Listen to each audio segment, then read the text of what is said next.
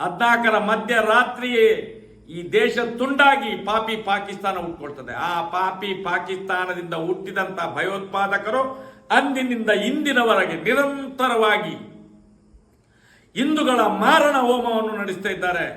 ಎಲ್ಲ ರಾಜಕೀಯ ಪಕ್ಷದ ನಾಯಕರುಗಳು ಇದಕ್ಕೆ ಸಾಕ್ಷಿಯಾಗಿದ್ದಾರೆ. ಆದರೆ ಈ ಭಯೋತ್ಪಾದಕರನ್ನು ತಡೆಯುವಂತ ಕೆಲಸ ಇಷ್ಟ ತನಕ ಮಾಡಲೇ ಇಲ್ಲ. ಏನು ಒಂದು ಕಾಶ್ಮೀರದ ಪಾಲ್ಗಾಮ್ನಲ್ಲಿ ಹೋದಂತ ಒಂದು ಯಾತ್ರಿಕರ ಮೇಲೆ ಗುಂಡಿನ ಸುರಿಮಳೆಗೈದು ಅವನನ್ನು ವಿವಸ್ತ್ರಗೊಳಿಸಿ ನೀನು ಮುಸಲ್ಮಾನನೋ ನೀನು ಹಿಂದೋ ಅಂತ ಹೇಳುವ. ಮಂಜುನಾಥ್, ಶಿವಮೊಗ್ಗ, कर्नाटक से हम इंडियन ट्रैवल स्टोर्स में बुक करके कश्मीर प्रवास में आए हैं.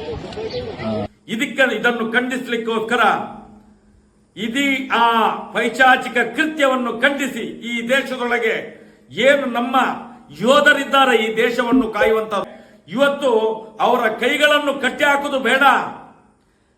ಇಂಥ ಪಾಪಿಗಳನ್ನು ಗಡಿಯ ಒಳಗೆಲ್ಲ ಪಾಕಿಸ್ತಾನದ ಗಡಿಯ ಒಳಗೆ ನುಗ್ಗಿ ಇವರ ತಲೆಯನ್ನು ಸಂಹಾರ ಮಾಡುವುದಕ್ಕೆ ನಮ್ಮ ಮಿಲಿಟರಿಯವರಿಗೆ ಈ ದೇಶದ ಆಡಳಿತ ಯಾವುದು ಇದೆ ಅಲ್ಲ, ಇವರು ಆದೇಶ ಮಾಡಬೇಕು.